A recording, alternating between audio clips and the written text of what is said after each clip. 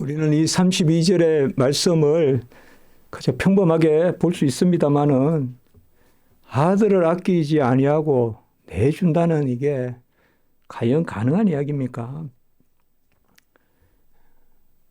우리 손양원 목사님은 동민, 동신 그 두 아들을 뭐 내준 건 아니죠. 죽었죠. 죽었는데 그것도 어디 강도들한테 습격당한 것도 아니고 같은 대학교에 그러한 동료들에게 죽음을 당했죠. 그런데 그 아들을 죽인 안재순을 입양하지 않습니까? 그러니까 미군정청이나 이런 데서는 이제 당연히 총살형 시키고 또 그 시대가 어떤 시대입니까? 그런 시대인데 특별히 또 여수 그쪽 그 배경이 얼마나 그 당시에 좀 살벌한 그런 곳입니까? 그런데 간청을 해서 안재선까지 죽이면 내 아들의 죽음의 값이 어디 있냐?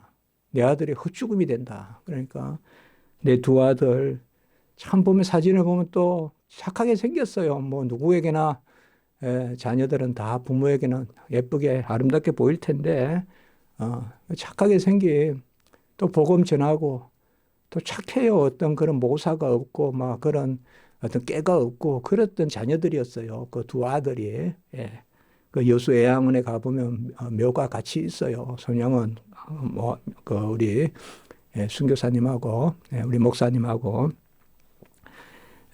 그래서 참 뭐 세계 우리가 교회사에 뭐 이런 일들이 없잖아 있겠죠. 그러나 저는 전에도 한번 말씀드렸지만 그 한겨울에 그 여수 거기는 바다까지도 제가 그래 생각을 해서인지 몰라도 바다도 가에 얼어 있더라고요. 그런데 거기 애양원이라고 있고 거기 이제 나병 환자들이 있지 않습니까? 그게 이제 우리 손양원 목사님. 손양원 목사님은 이미 신사참배 거부하신다고 또 투옥되셨죠. 그리고 또 지성인이었어요. 그러니까 똑똑했다 이 말씀이에요.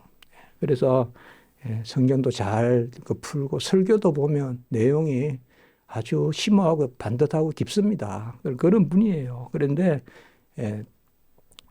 결국은 자녀들 둘을 그렇게 물론 뭐 죽이라고 내준 건 아니지만은 오늘 여기 말씀은 아들을 내주신 거예요. 하나님이 그 아들을 우리에게 내주시고 그리고 그 아들과 함께 모든 것을 주시지 않겠느냐. 우리 교회에서 자주 보는 그런 말씀입니다.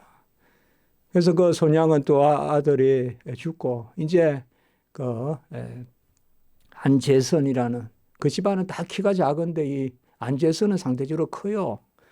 그러니까 누가 봐도 불쑥 쏟아 있어요. 그런데 거기가 상주가 돼가지고 손양원 목사님이 또 우리 한국전쟁 6.25 그때 순교하지 않습니까? 그야말로 어떤 드라마가 아니라 끝까지 교회 종을 그 타종하는 걸 하고 다 이제 옮기자 하는데 100가지 준비해서 타고 가시면 되는데 그러면 저 나은 자들은 누가 예배드리냐 이러면서 끝내 순교하시는 이제 그 가운데서 이렇게 이제 시신에 누워 있는데 거기에 안재선 그것도 사모님 또 따님 이렇게 또 이렇게 있는 제가 몇 차례 설교했어요. 그래서 저는 그때 이게 기독교다. 이 사진 하나에 기독교가 들어있다. 그래서 아들을 내어주시고 우리 손양원 목사님을 뭐 감히 우리가 예수 그리스도의 사역에 비유할 수 없겠죠. 우리는 이 부분의 요절을 제가 이 로마서 8장에서 요절을 많이 정했어요. 106요절 중에 로마서 8장 9절 그리스도의 영이 없으면 그리스도 것이 아니다. 또 8장 15절 우리가 아빠 아버지라 부르는 영을 받았다. 그리고 8장 17절 또 우리가 자녀이면 그리스도와 함께한 상속자다. 이런 요절들이 8장에서 많이 나옵니다. 로마서에서. 그리고 저는 개인적으로 성령에 대해서 가장 중요한 장이 로마서 8장이다. 물론 요한복음 14장, 16장 이런 부분도 있지만은 우리가 지난번에 그 말씀을 봤어요. 그게 28절부터 29절, 특별히 30절까지에 걸쳐서 있죠. 미리 아신 자들을 정하시고 정한 자들을 부르시고 부른 자들을 의롭다 하시고 의롭다 하신 자들을 영화롭게 하시는지라. 그래서 전 구원의 의의가 전부 은혜다. 그걸 이야기했어요. 그래서 이미 창세 전에 미리 아시고 정하시고 부르시고 의롭다 하시고 영화롭게 하셔서 왜 29절에 보면 예수님이 맏아들이 되게 하셨다. 참 이런 표현을 우리가 하나님의 아들 아니십니까? 영원히 하나님의 품속에 독생하신 요한복음 1장 18절에 그 독생자가 우리의 맏아들이다. 맏아들이다. 오늘 우리가 맏아들 장자상 속함에 대해서 말씀 보았지 않습니까? 예수님이 맏아들로 오셨는데 그러한 말씀들 그리고 이제 31절로부터 우리가 이렇게 은혜를 받았다는 그 모습이 어떤가 그것을 오늘 31절부터 사실상 이야기하고 있어요. 31절부터 39절까지는 그런 부분이에요. 성도의 확신, 신앙의 확신, 그리고 고백, 그리고 끝까지 나를 끌고 가신다는 그 견인에 대한 확신. 그래서 누가 우리를 그리스도의 사랑에서 끊으리요? 35절에. 그리고 거의 35절 후반부부터 39절까지 전부 안에 내용을 넣어놨어요. 환난이나 공고나 박해나 기근이나 그리고 사망이나 생명이나 쭉 하고 39절에 보면 후반부에 우리 주 예수 그리스도 예수 안에 있는 하나님의 사랑에서 끊을 수 없으리라. 그러나 상당히 여기에서 보면 누가 끊으리요? 라고 그렇게 질문해 놓고 끊을 수 없다라고 사실 35절에서부터 39절까지는 크게 보면 자문자답하는 거예요. 이게 고백인 거예요. 고백. 이게 고백이에요. 그리고 여기에 확신이 있어요. 우리가 확신이란 말을 많이 쓰는데 제가 저 설교문에 이렇게 적었어요. 같이 한번 해봅시다. 믿음의 확신은 은혜 받았다는 확신에서 비롯된다. 제가 이렇게 적었어요. 뭐 평범한 말이지만은 믿음의 확신은 내 생활에서 아닙니다. 내 자질에서 아닙니다. 그것조차도 부수적인 겁니다. 믿음의 확신은 은혜 받았다는 확신입니다. 여러분들이 지금 내가 하나님의 은혜로 산다 그러면 그게 내가 하나님을 확신하는 거예요. 내가 사는 것이 아니로 내가 사는 것이 아니로 물론 우리는 산다 그러면 먹는 거, 마시는 거, 입는 거 먼저 생각할 수 있지만 그 넘어잖아요. 우리 인생은. 우리는 하나님의 형상을 했기 때문에 내가 생각하는 거, 내가 자연을 보는 거, 내가 어떤 인생관을 어떻게 어떤 관점에서 우리 인생을 보는 것 사실 어떻게 보면 내가 변하는 게 기적이거든요. 내 생각이 변하는 게 최고 큰 기적이거든요. 내 감정이 변하고 내 의지가 변하는 거예요. 어제는 평평해 보이던 게 오늘 팍 솟아 보이면 그게 기적이거든요. 사실상 우리가 믿음의 확신을 갖는다는 것은 은혜를 받고 또 은혜를 받았다는 확신인데 은혜를 받았다는 것은 그저 먹고 입고 그저 그냥 건강하고 그건 아니란 말이에요. 그렇게 본다면 주를 위해 빨리 죽은 순교자들은 다 불행한 자들이잖아요. 그것만은 아니죠. 그러니까 우리가 은혜 받았다는 것은 우리가 예배를 드리는 하나님의 자녀가 되고 그래서 저는 그런 말을 해요. 주일날 교회 와서 예배 드리고 마음 먹고 기도한다 하면서 또 기도 열심을 내고 이러면서 나는 기도해도 응답도 없고 나는 그냥 하나님의 자녀인지 모르겠어. 이렇게 이야기하면 너무 우리는 끝에 현상에 매여서 본질은 기도하는 내 모습이거든요. 본질은 하나님을 찾는 내 모습이거든요. 하나님이 좋다 나쁘다 보다 그 이전에 중요한 것은 하나님이 계시다는 거거든요. 하나님이 계시다는 것이 부모가 계시면 해초리도 들 수가 있죠. 그렇지만은 넉넉함이 있잖아요. 그래서 그 집에 유하고 또 그 집에서 때가 되면 밥을 먹고 매끼 자녀들이 무슨 밥 줄까 또 매일보다 밤마다 또 자도 될까 안 하지 않습니까? 그래서 오늘 여기에 사실 31절부터 39절까지는 확신의 영역인데 이 확신에 가장 중요한 것이 뭐냐 하면 바로 고백이고 고백의 가장 중요한 것은 말씀입니다. 바로 말씀. 그래서 로마서 10장에 보면 마음으로 믿고 입으로 시인하여 구원에 이르는데 로마서 10장 10절에 그런데 그것이 그 말씀이 멀리 있지 않고 입에 있고 우리의 마음에 있다. 신명기 30장을 다시 인용하고 그리고 10장 17절에 뭐요? 믿음은 들음으로 들음은 그리스도의 말씀으로. 그러니까 확신이 그리스도를 믿는 말씀으로 이렇게 연결되어 있어요. 확신이. 구약시대 때는 그 말씀이 그냥 모세의 말씀, 구약시대 때 신명기에서는 그러나 신약시대 때는 뭐요? 믿음은 들음으로 들음은 그리스도의 말씀인데 이 그리스도의 말씀을 듣는다는 게 뭘까요? 그리스도의 말씀이 들음으로 우리가 고백에 이르는데 이 말씀을 듣는다는 것은 이미 귀로 듣는 게 아니거든요. 같이 합시다. 순종의 지식. 하나님밖에 아멘 하는 들음이에요. 우리가 귀로 듣는다는 것은 이미 아멘의 심령이 우리 가운데 역사하는 거예요. 그것이 우리 안에 있을 때 아까 누가 우리를 그리스도의 사랑에서 끊으리요? 환난과 기근과 핍박과 위험이나 적신이나 칼이나 노품이나 정사나 쭉 말씀이 나온다고요. 어떤 권세나 현재 일이나 장래 일이나 확신이 있는 거예요. 누가 끊으리요?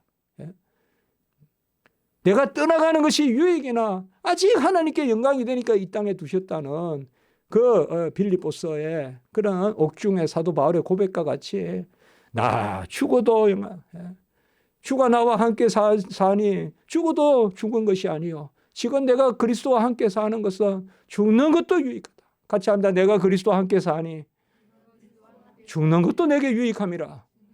그걸 이야기하는 거예요. 사는 것도 유익하고 죽는 것도 유익하고 그 확신을 여기에서 이야기하고 있거든요.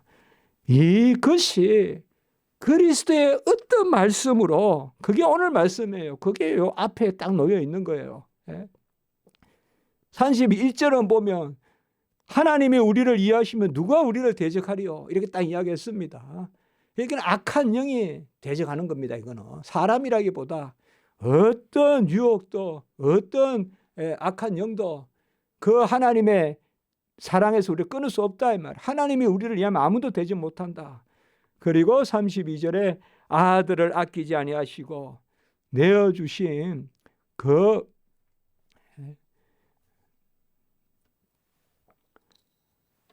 이가 어찌 아들과 함께 모든 것을 우리에게 주시지 않겠느냐. 자주 봅니다. 우리가. 자주 말하죠. 아들을 아끼지 아니하고 내어주신 이건 아들 자신입니다. 생명입니다. 그리고 그와 함께 모든 것은 우리의 생활, 삶 여기에 다 들어있다는 것입니다. 이미 우리가 지난주에 앞부분 말씀할 때도 이 부분 연결시켜서 이야기했어요. 사실 우리가 구원의 전체가 다 은혜인 것은 그의 생명도 나를 위한 것이요. 그의 생활도 나를 위한 것이요. 그 이 32절의 말씀이 딱 버티고 있는 거예요. 나의 생명을 구원하신 하나님이 모든 것을 더하지 않겠냐. 오늘날 내가 너를 낳았도다라고 말씀하신 분이 어찌 그 자녀를 그냥 두시겠냐. 시편 2편 7절에 오늘 내가 너를 낳았다. 나를 낳았어요. 나를 거듭났어요. 나를 자녀 삼으신 예수가 우리의 맏아들이 되신다고 아까 말씀을 보았지만은 그 예수가 자기 자신을 주시고 그리고 그와 함께 모든 것을 주시지 않겠느냐. 우리의 확신은 은혜에 대한 확신입니다. 공기 하나도 은혜인 줄 믿습니다. 하나님이 우리를 새롭게 합니다. 부족합니다. 연약합니다. 그러나 무엇도 은혜를 이길 수 없습니다. 아무것도 은혜를 이길 것은 없습니다. 그 어떤 골리앗도 하나님이 다윗에게 베푸는 은혜를 이길 수 없습니다. 아멘. 하나님이 우리를 은혜를 베풀면 그 무엇도 나를 이길 수 없습니다. 그러나 은혜 없으면 아무것도 아닙니다. 하나님의 은혜가 아니면 아무것도 아닙니다. 그거는 그야말로 모래 위에 지은 집입니다. 하나님의 사랑은 무조건적 사랑이요, 우리를 택하여 베푸시는 그러한 선택적 사랑입니다. 이거는 편애가 아닙니다. 하나님의 고귀한 뜻입니다. 창세전에 우리를 택하여 사랑하셨어요. 그리고 먼저 사랑하셨어요. 주권적으로 우리를 이끄시는 거예요. 저는 우리 십자가지기 교회 여러 곳에서 이렇게 모이실 때 참 힘들지 않을까 이런 생각도 합니다만은, 은혜보다 귀한 게 어디 있습니까? 말씀보다 귀한 게 어디 있습니까? 예배보다 귀한 게 어디 있습니까? 불은 천리하고 예배 드려야죠. 아멘. 천리를 멀다 하지 않고 예배 드려야죠. 천리를 멀다 하지 않고 예배 드려야죠. 하나님이 값없이 베푸시는 최고의 값진 사랑, 우리가 값없이 받았지만은 아들을 주시기까지 하신 그 값진 사랑, 우리에게 생명을 주시고 생활을 주시고 날마다 살아가는 것이, 생명이 없으면 어떻게 섭니까? 생명이 없으면 어떻게 해요? 우리가 예배를 드립니까? 생명이 없으면 어떻게 제가 말씀을 전합니까? 끝까지 하나님이 우리를 이끄시는, 오늘 이 35절 이후로는 같이 합시다. 견인의 사랑, 끝까지 나를 끌고 가는 사랑, 견인의 사랑. 그 견인의 사랑의 값이, 공로가 어디에 있느냐? 아들에게 있다. 아들을 내주시고 우리를 무조건 택하셔서 그 아들의 값으로 우리를 사신 그 하나님이 우리에게 무엇을 주시지 않겠느냐? 저는 이렇게 생각해 봅니다. 부족한 것은 하나님의 채우심이 아니라 우리의 영광이다. 거꾸로 말하면 우리가 하나님께 채울 영광이 충분하면 모든 것을 하나님이 베푸신다. 그 말은 하나님이 지금 우리를 조금 부족하게 하시는 것은 영광을 채우시려고 그래 하시는 거다. 하나님은 물질이 부족하신 분이 아니라, 하나님은 물질을 우리에게 찾으시는 분이 아니라 영광을 구하신다. 누가 우리를 그리스도의 사랑으로 끊으리요 하는 이 고백도 영광의 찬송이거든요. 어떤 환난이나 기근이나 핍박이나 적신이나 위험이나 칼이나 높음이나 정사나 건세나 현재일이나 장래일이나 누가 우리를 그리스도의 사랑에서 끊으리요? 아무도 끊을 수 없습니다. 우리 인생은 하나님을 믿거나 바알을 섬기거나 둘 중에 하나입니다. 그 중립지대는 없습니다. 하나님을 믿는 자들은 저적 은혜에 거하거나 무조건적 은혜에 거하거나 값없는 은혜에 거하거나 후히 주시는 아끼지 아니하시고, 오늘 여기 말씀에 나오지만 아끼지 아니하시고 내어주신 그 사랑 안에 거하는 것입니다. 모든 것을 하나님께 맡겨야 됩니다. 그때 그 은혜에 대한 고백 같은 거라도 한번 우리 성도님들 그렇게 생각하세요. 우리가 하나님 앞에 나가는 것은 은혜입니다. 그리고 하나님이 우리에게 원하시는 것은 영광입니다. 그 은혜를 하나님께 돌리는, 하나님께 받은, 많은 경우 우리가 우리 자신을 보면 힘듭니다. 어떨 때는 내 형편이 참 답답하고 내가 왜 이렇게 사는지 힘듭니다. 또 어떨 때는 내 무능이, 내가 왜 이렇게 무능한지, 내가 왜 이렇게 미련한지, 그렇다고 다시 세월을 되돌려 살 수도 없고 그렇습니다. 그때 우리는 좌절합니다. 힘듭니다. 또 과거는 과거로 돼 미래를 생각해 봐도 막막할 때가 많습니다. 사방에 애겼어. 사실 예루살렘도 사방이 산입니다. 예루살렘 가서 하나님의 은혜가 없으면 사방이 장애물입니다. 그러나 하나님의 은혜가 있으면 그 산이 사방이 둘러싼 여호와의 안식처입니다. 우리는 은혜로 봐야 모든 것들이 우리에게 하나님의 우리를 지키시는 그 비밀스러운 경륜, 은혜로 봐야 됩니다. 은혜로 보면 내 약한 것이 위로가 될 줄 믿습니다. 여호와 하나님이 나에게 베푸실 것을 하나님 아들을 주셨는데, 생명을 주셨는데, 예배자 삼으셨는데 그 무엇을 더 주시지 않겠느냐. 담대하십시오. 담대하십시오. 하나님이 나에게 생명을 주셨습니다. 예배자의 자리에 세우셨어요. 자녀의 자리에 세우셨어요. 무엇을 더 주시지 않겠습니까? 아들과 함께 모든 것을 우리에게 주시지 아니하겠느냐. 이게 하나님의 기록 영감된 말씀이지만 참 사도 바울의 말씀에 보면 얼마나 사도 바울이 고생을 많이 했습니까? 얼마나. 그래도 이 확신에 이르는 그걸 볼 수가 있습니다. 여러분, 우리는 버릇같이 은혜를 헤아리시기 바랍니다. 은혜를 헤아립시다. 내 모습, 내 자질, 그거 잠시 스쳐가겠지만 거기 머물지는 마십시오. 스쳐는 갑니다. 내가 없다는 거, 내가 모자란다는 거, 내가 부족하다는 거, 내 허물, 내 죄, 스쳐는 갑니다. 그러나 그곳에 머물지 마십시오. 빨리 지나서 유월해서 은혜로 나아가시기 바랍니다. 왜요? 그리스도의 사랑이 우리 안에 역사하기 때문에. 그리스도의 사랑이 역사하고 그 자신을 우리에게 후히 아끼지 아니하고 주셨기 때문에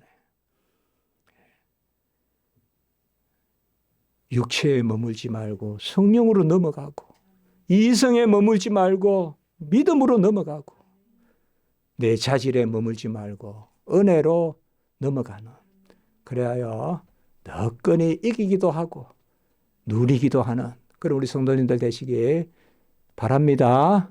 기도드리겠습니다. 거룩하고 자비로우신 하나님 아버지, 아들을 어찌 우리에게 주셔서 또 아들과 함께 모든 것을 아끼지 아니하시고 후히 주심을 또 말씀으로 알게 하시니 감사합니다. 우리 자질 헤아리지 마시고 우리 계획 헤아리지 말게 하시고 먼저 하나님의 뜻 살피게 하시고 하나님의 전능하심에 우리가 무릎 꿇고 찬양하고 그의 은혜의 그늘 아래 그의 장중에 거하는 저희들 되게 해 주시옵소서. 우리 성도님들 다 불쌍히 여겨주시고 걸음걸음 보호하시고 심중에 여호와를 위하여 또한 아버지여 영광을 위하여 살고자 할 때 모든 것이 온전케 하시고 주님의 뜻 가운데 이루어지게 하시옵소서. 은혜 위에 은혜의 역사가 있게 해 주시옵소서. 주 예수 그리스도의 이름으로 감사하며 기도드리옵나이다. 아멘.